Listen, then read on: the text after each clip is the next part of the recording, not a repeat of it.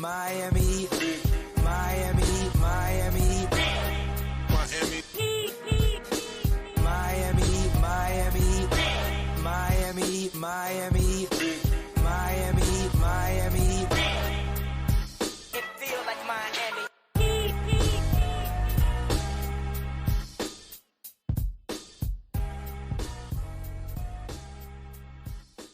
Welcome to the Heat Beat podcast. We are off to a fantastic start as the Miami Heat Summer League team it was today. I'm your host, Franky G. With me today is Mavericks maven himself, Jack Alfonso. How you doing today, Jack? I'm doing great. It's the most wonderful time of the year. I love Summer League. I'm Zion Poolin Muse on Twitter, so I'm so excited. That's my guy, Hall of Famer. Absolutely, and we will get to the Summer League debacle that was today. But first off, in important news.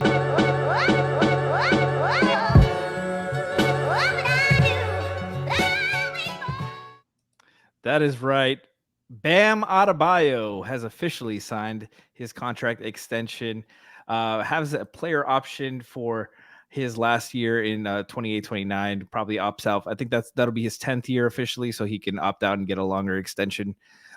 Great for Bam, great for the Miami Heat. You can see him here if you're watching on Twitch or on YouTube. You can see him at Team USA signing with his mom, Spo, and Adam Simon in the building. Great for Bam, great for the franchise. And we got some clips today from the Team USA scrimmage.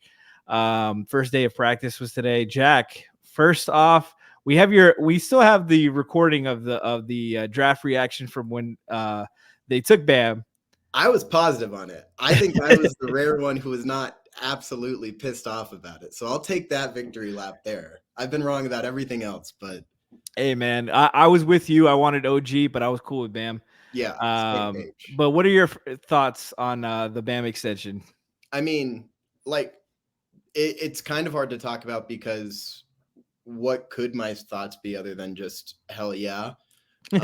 He's the center of the franchise, even though he's really a power forward. He's a three. No, but I mean, he's the anchor. He's their franchise player, especially with the Jimmy stuff up in the air and him kind of aging. It's always been at its core, and Jimmy would say this, I think, throughout his time here, that Bam was the engine that drove the team, that he was the heart of the team.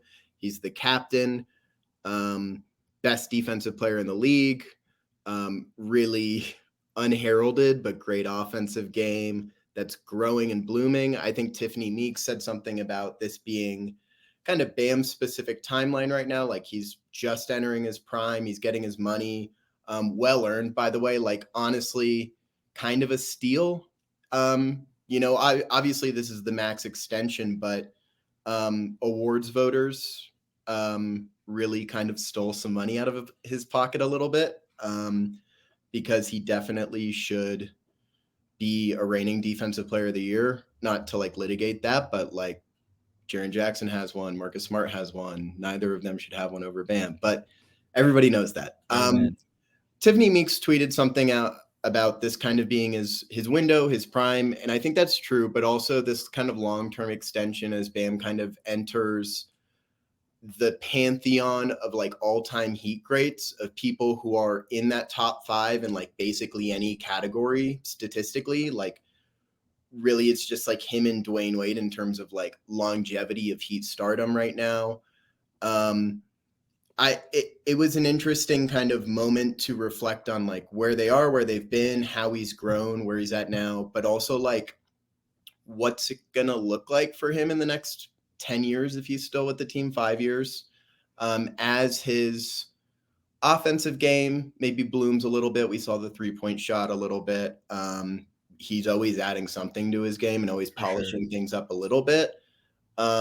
I'm curious to see that progression, and I'm curious to see, and we'll get to where a little bit more later, like how he adjusts his game to fit with some of like the newer guard on the Heat. But like, he's a guy with just infinite versatility on both ends, I think, that, and increasing offensive versatility. So it's going to be interesting to see how the Heat get help for him and like how he kind of adjusts his game to fit that. Much like a Chris Bosh would, much like, you know, maybe Heat fans don't like him, but like a better Al Horford would. Like that, like versatility, defensive IQ that's going to age really gracefully as like his offensive game continues to blossom.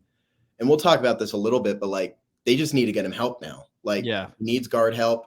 He needs spacing around him. We'll see what the Ware stuff looks like. It's not going to look pretty this year, but like, you know, 5 years down the road, maybe that's the starting front court. Maybe Jovic is.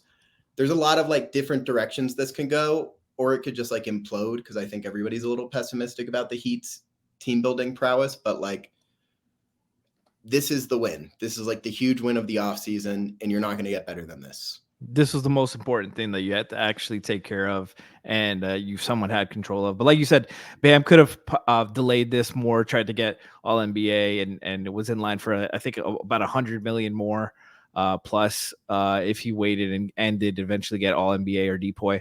But you know, does the Heat a solid, locks in that money. That's still generational wealth, and good for Bam, good for his family. What his legacy is going to be as a man, as a pillar of the Heat franchise going forward, especially. But you know, we have a lot of nice things to say about Bam. We'll get to them, but let's get into his highlights today. We got a couple clips here from Team USA. First off, here Anthony Davis hit ahead of Steph Curry, swings it up court. Kawhi Leonard pump fake, swings it back up top to AD. AD looking. Little drop pass to Bam, fade away over. Who's that? LeBron James himself off glass. Nothing special. You know, Bam does that. That's who he is. I love those pictures of those cops in the background, just like fucking lucky ass watching history like that. But look at Bam with nice touch off the glass. You know, we're gonna need to see him cutting through, hitting, using that mid-range game of him as he plays it along the perimeter more this year. We see some more highlights of him just getting some shots up, get some work in. But yeah, I'm excited for this summer for Bam because I think they're gonna have to play a lot of two big lineups with him, AD, Joel. Mixed up there. So that's great development for what they're intending to do with Ware for long-term development, having Ware as the 5. I think it needs to be like an interchangeable thing. I don't think it could be it's going to work as well if you're doing both of them. If one guy is only on the perimeter, one guy's only inside, they got to be interchangeable. So as much as Adam Simon says Khalil Ware is a 3-and-D center, Bam has to become more of a consistent and willing shooter. His ball handling needs to be sharper to play in the perimeter. It's a lot easier when you have great spacing, though. As we saw with the Boston Celtics, we saw guys like Jaylen Brown have had career issues with dribbling the basketball. But the 5-out spacing just makes it easier. You can't help as hard. The gaps are wider. It's a lot easier to play offense like that.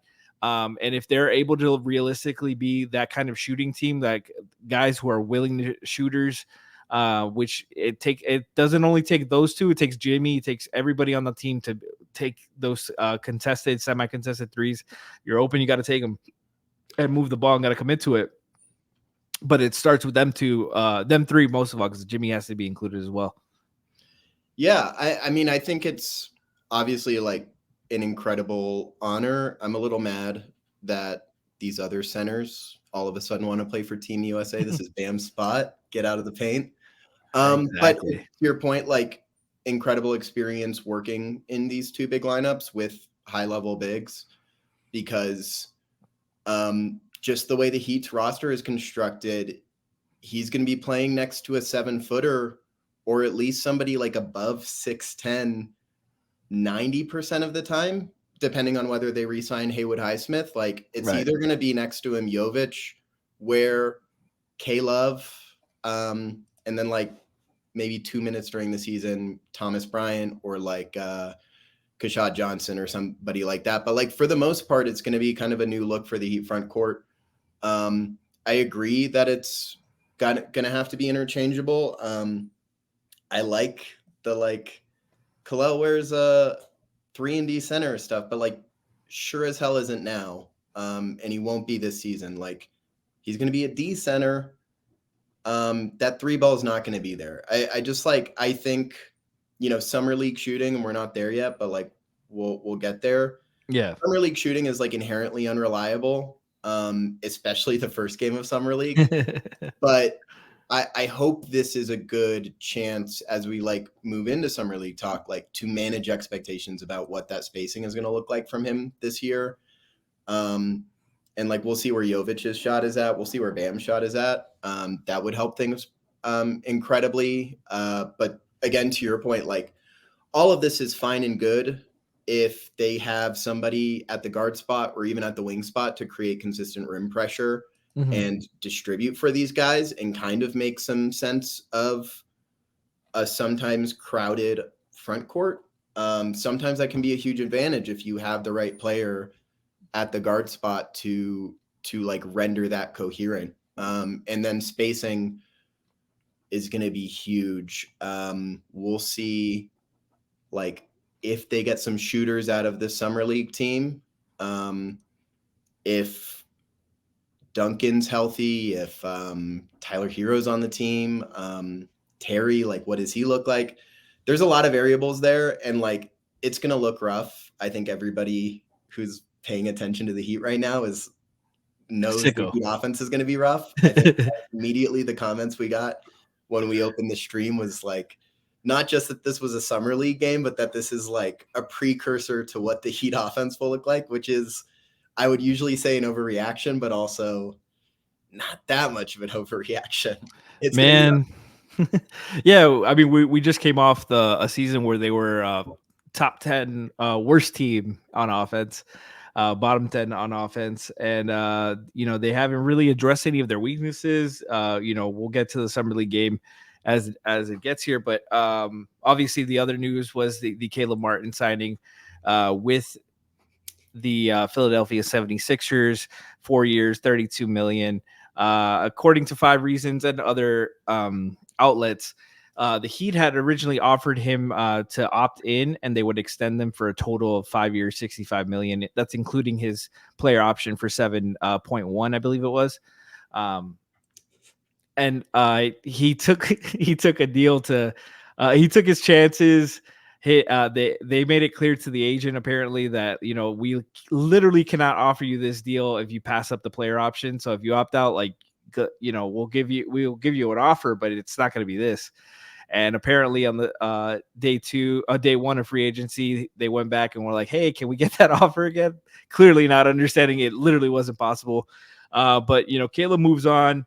I think we've discussed this in the group chat and stuff, but I honestly think the agent kind of saved the Heat from a potentially bad deal. They keep getting themselves into these long role player deals that don't age well, and they're hard to get off of. The Mike Millers, the Joel Anthonys, that they've had the amnesty that attached picks to Dwayne Dedmon. Dwayne Dedmon wasn't expiring, and they had to attach a second round pick to get him off the contract. It's not as easy as just getting off these contracts when these guys are unplayable. And Caleb, with all his lower extremity injuries in the past and his declining stats, I did not want to sign him for as much as 3 years, let alone 5. So I think the Heat got saved. Jack, what are your thoughts on that?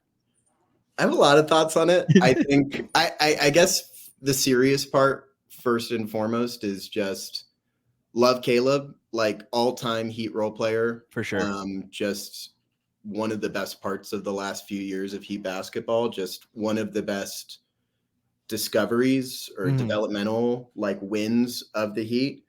I don't really care. I wanted to trade him for a second before the deadline last year, but I think I care about that kind of stuff a little less than a lot of people seem to care about it right now. Like me. Pissed for him, honestly. That is a huge amount of money to lose out on that you absolutely earned.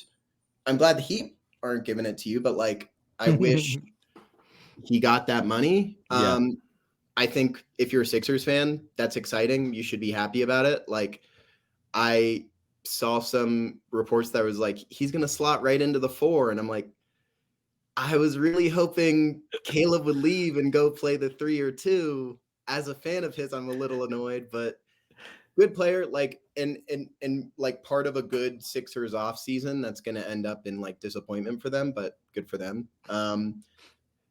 I think it was a very funny thing to kind of like wake up to, or like, tune into. Like, Yeah. I don't know when I read the news, but like the news I think I originally read was Barry Jackson saying something like, "Hey, don't be mad that the Heat let Caleb walk. They actually offered him a ton of money." And all the responses were like, "That makes it so much worse." Like, why did they it's a move that obviously doesn't affect anything because, like you said, their agent saved them. But it just indicates like, or it undermines any sort of confidence you might have left in like their team building direction, that like Caleb doesn't really fit on this team. To your point, the lower body extremities are a problem. We were just talking about spacing. Caleb can hit threes. He's like what, like around a 40% shooter, but he's like aggressively not a floor spacer, Right. which is like a very different thing. If you hit like 40% of your threes and you're taking what, like 2 or so a game, that's not spacing the floor. I think, And he's been trending down on that yeah, every year. It's gotten worse. Overall, it's 36.8. With which 0.8 is bad if you're defender. not taking the volume. Right. And Only yeah, 3 attempts a game, like you said. Yeah, it's just he's just he's a good player. We love Yimmy. Yimmy Butler over here, as we like to call him. And we'll always thank him for like all his contributions. Like you said, one of the top role players. But like, just didn't fit. Like, I mean, exactly. I really want to keep Haywood Highsmith, who like does fit, and it's kind of a redundancy to keep both with the team construction. Plus, you have Jaime, who Yeah. does who operates in a lot of the same areas, and is a lot better right now. Doesn't have those injury issues, and you want to pair him with the spacer to give him, offset some of his weaknesses. And I think that complements him a lot more. Guy, Alex Burks, I don't expect a lot out of him this season, but yeah, they signed him for the minimum if you've missed out. But he's a guy who's a willing shooter, high level shooter. We'll win them a few games scoring wise. We'll miss a lot of take a lot of bad shots as well, but that's why he's available at the minimum. You get what you get. Yeah. Hopefully he's playing and buys in to try to earn a good contract for himself. But like guys like that, they need more shooting. That there's the reason they were so bad. They couldn't get to the rim. Jaime was one of their better guys to get into the rim, and putting more spacing around him will definitely help that, hypothetically. But let's dive into this game. All right. The score. Of course, Summer League, we don't care about the score. We're watching the play. I just wanted to Care a post the little bit score. about the score when it looks like Yeah. that. Yeah, we do. You're right. Warriors drubbed the Heat 105-66. It was non-competitive. And I was a little shocked. I was saying this on playback. But like usually you feel like the Heat Summer League team is usually one of the more cohesive, ready to go, fully prepared units in Summer League. As much as you could say about Summer League, that's usually what they have going for them. It was not the case this game. Hopefully a lot of jitters coming in. But let's get into the big guy, the big fella. We got one play here for you guys. Kel'el Ware, his debut. A lot of drop for him. Good containment. Pump fake jumps. Gets down quick. And stays on the ground here and blocks the shot. He had a contest another shot. We get their defensive rebound. A lot of stuff to like. Jack, you're the guy, the Kel'el Ware muse, as we should honestly say, the real one. But there's a lot to like, a lot to still bemoan and not bemoan, but more so he still needs to work on. And I thought personally, I don't have his stat line here. He had about 5 or 6 blocks, which is great, really encouraging stuff, and affected a lot of plays defensively, a lot of shots at the rim. Deterred a lot of shots and drives. I thought the physicality bothered him a little bit. He didn't really get after the boards.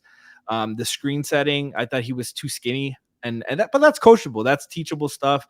Had a lot of bad misses from three. I think he was 0 for 3, if I remember correctly. Great touch inside, great touch on the perimeter. His passing game was there.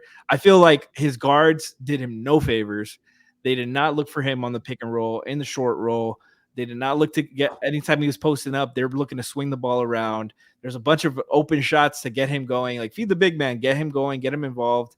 Utilize him in the high post a little bit. And they completely avoided him in some ways. And I saw a tweet, chat saying he was a very slow roller. Yeah, absolutely. Has some things to fix there, but you got to look at him too. Like, when you're facing the drop, he's slow rolling to get that shot into the open area. He's got the push shot. He's got the touch in that area. I thought that was a knock on their guards. Alondes Williams, the returning guy from their Sioux Falls team, and their one of their returning two-way guys. Disappointing performance for him. He did not develop the way I wanted him to develop, or wanted him to see as a lead guard. Zion Pullen had some moments. We talked about Pella Larson had some moments as well. We'll get more into him as well. But overall, what are your thoughts about Ware's performance? Yeah, I think it's what you wanted to see and what you expected to see. I mean, I do think it's on the higher end of what my expectations were. He ended up like 12 points, 6 rebounds, 5 blocks, which is huge. Yeah. On 5 for 12 shooting, which is he got some shots in kind of towards the end of the game. Yeah. But he was struggling like mightily in a couple different facets of the game as a scorer. You just talked about the guard play. I'll just say, sure, it made him feel right at home, just like Assembly Hall, just like Bloomington, Indiana. You love it.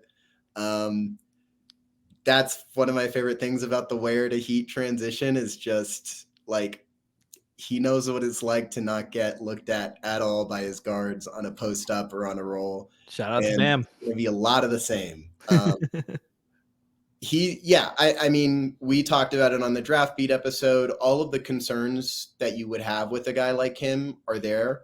Not all of them, but offensively. That he's getting bullied a little bit. He's getting pushed out of position. He's just not nearly strong enough to be or to like leverage his athleticism fully on the offensive end or on the boards, which is a huge problem that he needs to overcome if he's going to like reach his potential. The 3 ball, talked about that a little bit earlier on the episode, is just not going to be there this year. He's a guy who has touch, and you saw that, I think, in this game. Like, he hit some like 15-footers, which is funny because that seems like every player on the Heat roster wants to take a 15-footer. Yeah. I was just like kind of tickling myself pink, imagining like a Tyler Hero, Terry Rozier, or like Jaime Jaquez, Bam Adebayo, Kel'el Ware type, Jimmy Butler type lineup of just like everybody wants to take the exact same shot on the floor, which is like some sort of 15-footer. So that's fun.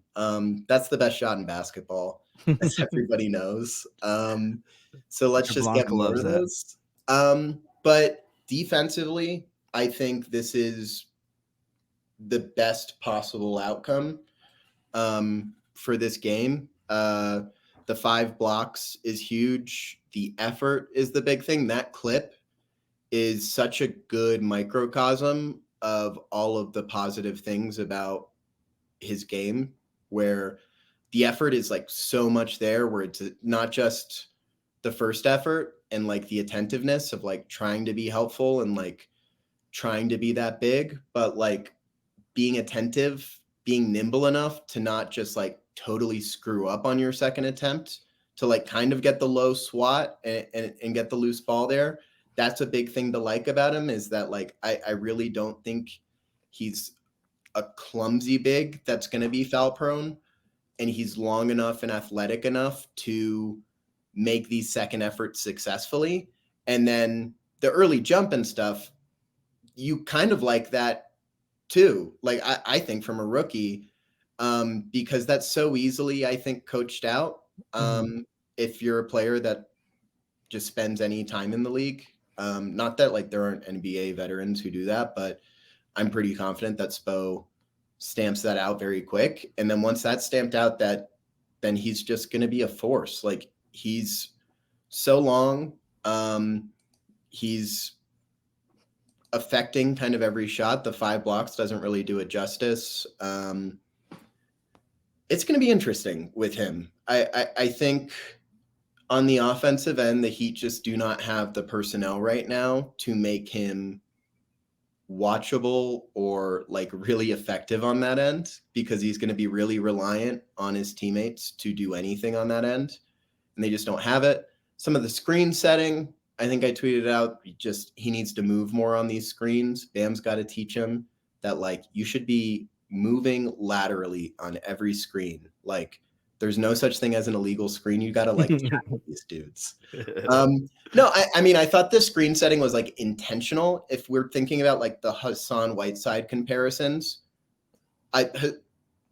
Kalel set like 5 screens in that game, just like off the top of my head, that Hassan Whiteside never set. Like just in terms of like being willing to body a defender, not slipping literally every single pick you set. That's encouraging. I don't think he has like the mobility quite yet to be like Crab said in the chat, like an effective fast roller. I think he'll get there. He has that athleticism. He has that like physicality. It's just a matter of like getting up to that and getting a little stronger. Lower body strength. For sure. Yeah. He definitely needs it there. There was a couple possessions where he's trying to post up and he got pushed out of the way, got blocked, didn't move the guy at all. But I was encouraged by didn't pick up fouls. He wasn't overly aggressive. Like you see a lot of young bigs get out of position. Like obviously the clip we showed, he did jump, get bit by the pump fake. But there were some plays where he's like, I noticed this at Indiana too, where he's like a low jumper, where he's really trying to block that shot. And throughout the game, he was trying more so to contest shots instead of going all out, selling out to block the shots. And he was getting blocks in the same way, just doing that, using his length, because he's got a ridiculous wingspan. And the potential there is crazy. Like having him, even as a drop big, the potential to have him and Bam on the perimeter, on the defensive end together is crazy. But yeah, like you said, the little fine tuning the shot, you'd like the misses to be a lot closer. But the shot isn't slow. He's taking them willingly. Like I said before, the guards missed him a few times on an open swing to get him another easy open look. And I thought they could do a better job. And, hopefully they adjust from that and move forward. Let's talk about the second round pick, Pelle Larsson. One of the things we really talked about him, like he's an all around, like a lot of strengths, a lot of completed player, but there wasn't a lot of aggressiveness in his game. His teammate Kashad Johnson that the Heat also picked up on the 2-way wasn't a 3-point shooter at all. Literally made more 3-pointers his last year than he did his previous 4 years in college combined. And he was averaging more 3-point attempts this year than Pelle Larsson, a guy who took over 400 threes in his college career, guy who shot every year at a high clip. Like he was still taking more per game, but that's just Pelle Larsson has more of an all-around game. Came out the gate gunning every open look. I'm shooting, attacking, and some of it was over aggressiveness, but I'll take that. I want to see that he can dial it up. He's guarding point of attack. Wasn't all pretty, but he was kind of tasked to do more so than is really in his skill set or in his game. And that's what you want to see. You want to see them push to their limits. We want to see what their limits are right now. These games don't really matter. I know some of us really want that Summer League championship banner, but the Heat care about more important things. But I liked a lot of what I saw out of Pelle. I'm expecting him to have more well-rounded games as the season gets here, as we go forward, and they kind of find their kind of mix of getting of best guys to get the guys involved, especially their point guard play. But what did you think out of Pelle? I love him so much. I think Summer League shooting efficiency, especially the first Summer League game, is like inherently just garbage and you got to throw it out. And like honestly, all stats in summer league you just got to throw out, and it's more about look and feel. And I think the look and feel's totally there. He didn't shoot well. I think he only had like 8 points. Like maybe like 2 for 8 for the 3 for 7 from the field, or 2 for 8 from the field, 1 for 4 from the 3-point line. Yeah, chat. If you guys see the stats, like the full box score, can you please put it in the chat? I haven't been able to find it. Anybody I follow, but yeah, go ahead. Yeah. Sorry.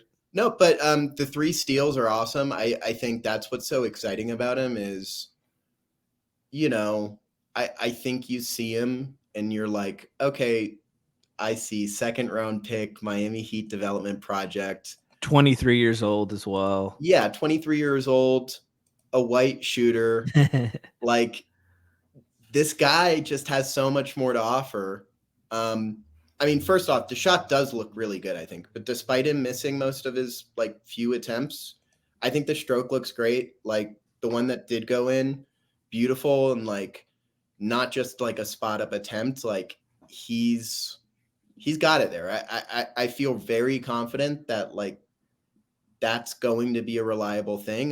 The volume was definitely a concern at Arizona, but certainly, like you said, he has no qualms about pushing and really making his presence felt here.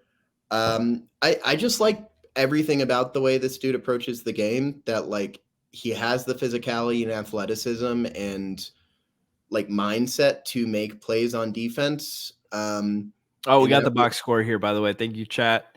Cool. Sorry.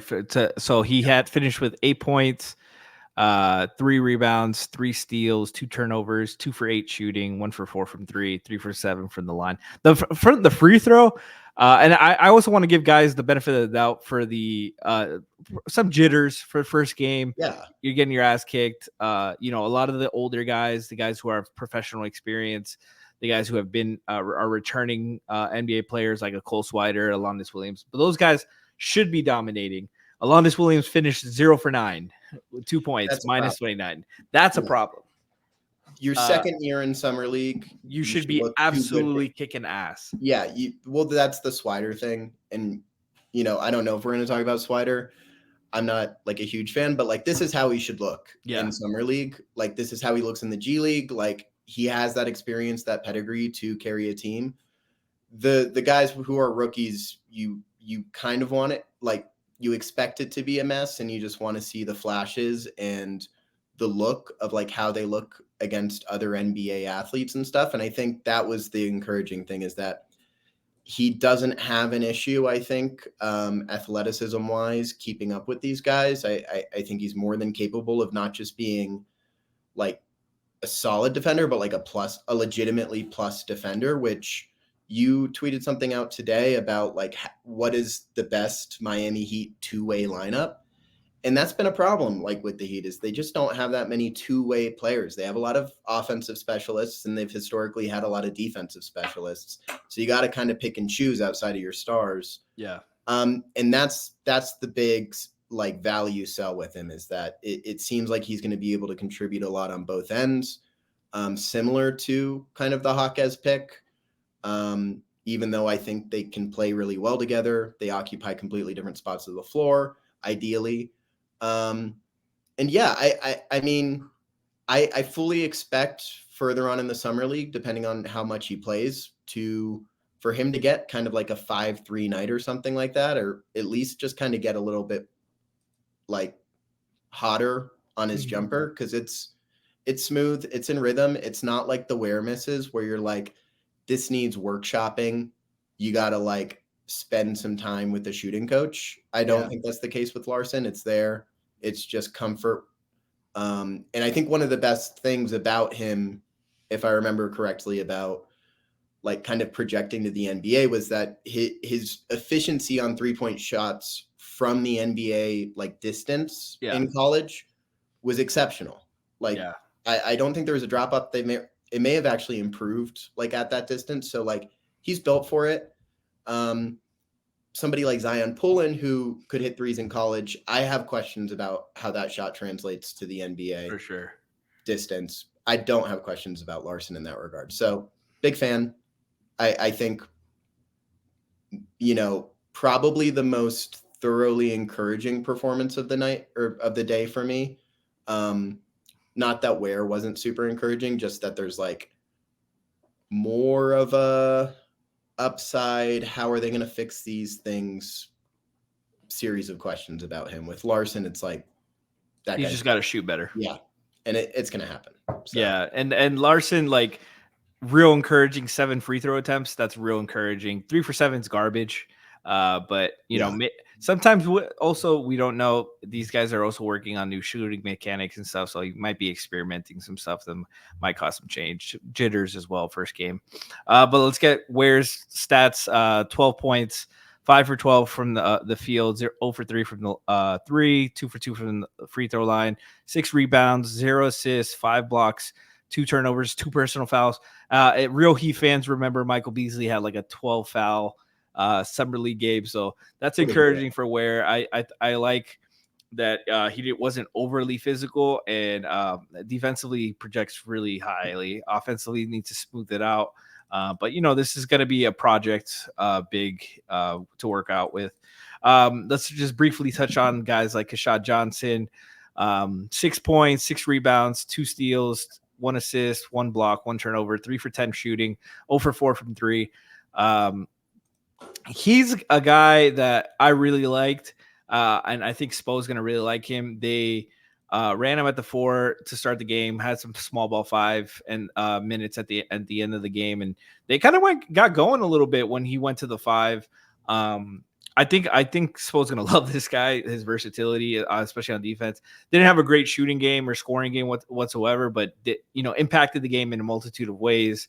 And he wasn't afraid. He wasn't hesitating to shoot. He took them when they're open. He was being aggressive. And I think that's the kind of thing where, a guy like PJ Tucker, who comparable to as a player, as a defensive player, hopefully Kashad can sharpen up and be that kind of defensive versatile monster. But Kashad, if he, as long as he's a willing and eventually bumps his percentages up into a respectable manner, that's going to help the defense. It's not like he can't be passing up those shots as a non-shooter. Can't be in his head. He was shooting those willingly, and I like that a lot. What do you like about Kashad? Yeah, I mean, I really like the value add as an undrafted player. We talked about it a little on Draft Beat, and I think you saw kind of all of the range of things he can bring potentially down the road. I think he's a big reason, not a big reason. I didn't want Caleb Martin back anyway, but like I think getting him is, and again, undrafted player, the odds of him being Caleb Martin are not high. Yeah, they're super low. They're super low, but like that's the mold, right? That right. There is a clear path if this dude pans out. Can he be the 8th guy in your rotation? Can he contribute? Yeah. And Spo loves that guy. It's clear why they picked him. If the Heat ever want to be, they'll never be like above 15th in pace as long as Spo is the coach. But if they ever want to be like 15th in pace and have some semblance of a transition game, he's got that. I do love him as a small ball 4. It's just going to be difficult to do anything with him until that shot gets to the Haywood Highsmith, Caleb Martin level of like legend, you're not a spacer, but you can make him pay. Totally leave him open, and that's a big jump to have to make. So yeah. I think that's my big question about him. For sure. And some players do it really quickly and some players don't ever do it. I don't know enough about shooting mechanics or that kind of development process. And there's so much that goes into that between the mental and you saw Lonzo Ball completely change his shooting mechanics in half a year. And that felt unforeseen. So I just don't understand anything about that. Hopefully he gets there. I really like him. I think he's really fun, but we'll see. I agree. And just to briefly touch on the other guys, we talked about Alanis Williams, disappointing performance. Didn't look the part. Like the shooting performance, whatever, but just didn't look the part. Cole Swider shot the ball really well, 4 for 6 from three, 5 for 6 from the line, 17 points for team high. Offensively, moved well, shot confidently. Defensively, I just still wonder who he guards. Keep him away. I'm sorry. I don't want to be disrespectful. I would love nothing more for him to be good. And like maybe it's a Duncan Robinson thing where you watch him his first year in the league and you're like, this guy does not belong on an NBA floor. And then suddenly he's like one of the best shooters ever.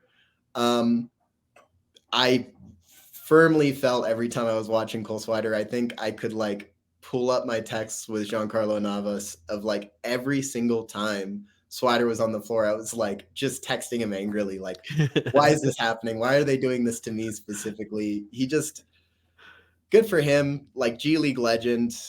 I really question the speed and quickness and like how he stays on the floor at all at the NBA level. So I agree. Yeah, nice to see, but I don't he really want him making the roster. Yeah, he's got to sharpen up on that end to a playable level. And then just the last two guys that I want to talk about, Zion Pullen. We talked about him a little bit. Showed some flashes here. He was getting to the basket a little bit. There's just some passiveness, some indecisiveness at times where he very clearly had a mid-range shot available, like a good open shot, passed it up, pivoted, and kind of bungled up the offense. And then Isaiah Stevens, also guy they signed to an Exhibit 10 contract today, so they could bring into training camp. And I liked him at times. He flashed. He was a good performer in college, Isaiah Stevens. I want to see. They didn't do anything noteworthy. Like Stevens went 3 for 4, 7 points. Pullen went 5 points, 2 for 8. But they showed flashes, and I'm going to keep an eye on them. The rest of the roster was pretty disappointing. I'm not gonna lie, nothing really to say for them there. Shout out to Caron Butler's son, JC Butler, getting 1 minute and 55 seconds of playing time at the very end. Great for him, great for his family. Did you want to touch in on Pullen or Stevens? Anything else on them? Yeah, just quickly. I mean, like it would be huge if one of these guys panned out for the Heat. Just even on a lower, like even as a Sioux Falls legend. Yeah, I mean, they just need point guard play. I think if Zion Pullen can do any sort of consistent scoring, and I really question that 3-point shot, whether it translates to the NBA and like whether he's going to be able to finish at the NBA level or just do anything. They're both really good passers in a way that the Heat desperately need, especially with Ware coming on the team. It's tough, especially with like guards, I think, who are not exceptional athletes, and who are like good passers, but not like Milos Teodosic or like Pablo Prigioni or like, Jack's in his bag right now. Nikola Topic. Yeah, I don't know. I'm pulling for Zion, no pun intended. He's like my Twitter right now is Zion Pullen Muse for a reason. I don't really know anything about Isaiah Stevens except that he averaged 7 assists. I liked him, some flashes, some good passes. They need it. But it's that again, like as much as Kashad Johnson has a long road to the NBA, these guys have much longer roads, I think. Yeah, but Kashad at least has something in his bag to contribute right away, and can do it decent enough on the other end. These guys need to kind of carve out their role. I mean, I just to touch on the point guard issue. I think they kind of been ignoring it for a while, and they're trying to do the point guard by committee thing again. And they need that's a position like it's really hard to like find diamonds in the rough at the point guard spot, because that's a position that you have the ball in your hand. Like you literally have the ball in your hand all the time. It's hard to find a guy that like, oh, this, my coach didn't use me right. Unless you're at a school where you're playing with somebody else who's really high level and you don't get playing time. But like if you're on the court and you're the point guard, you're usually the guy bringing the ball up, making decisions, and showing what you got. And they haven't been able to find a guy. And you see, it's been an issue with the big league squad. I want to say that with the Heat, with the summer league roster, just no flow on offense. I really would like them to like take that more serious and try to develop somebody who has actual point guard talent, point guard skills. I know they love saying positionless shit, all that, but yeah, positionless when you have LeBron, he can guard fours and play the point guard role. That's different. You don't have a guy like that, and I'd like to see them really try to lock in on somebody more cerebral. Seeing the game like that, like it's a fucking overused saying, but they need a coach on the floor. Yeah, they need a reliable. Honestly, Crab just put it in the chat, and then the J Rich thing as well. It's just like they need somebody who can consistently hit Bam and now Ware on the pick and roll.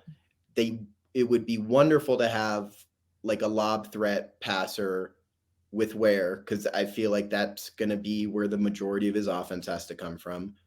And like it could be where a lot of Bam's offense is coming from. It just isn't right now because they don't have the talent to do it. And as we talk about the Bam extension, that's frustrating. Like you're not maximizing him offensively. A lot of the frustrations from fans about Bam's offense are like not totally unfounded because his shot diet kind of sucks sometimes. 100%. But that's not his choice. Like, I don't think he wants to be taking post fades as the main source of his offense. He can be an elite roll threat, an elite pick and pop threat. They don't have the talent for it. And yeah, post entry passes. Nothing stresses me out more. And I've said it time and again. I will say it all next year because it's going to happen again. J Rich throwing a post entry pass is nothing has ever looked harder. I understand it's not easy, like at the NBA level to throw a post entry pass, but it can't be that hard, right? Like I love J Rich. I'm not it's like you're also at the NBA level. Like, could you do this? You've been in the league for a while, like, and you've always played with a big, like, you went from like Joel Embiid and fucking Porzingis. It's been your job. Yeah, dude. All right. Well, I think that wraps it up. The Heat play again tomorrow.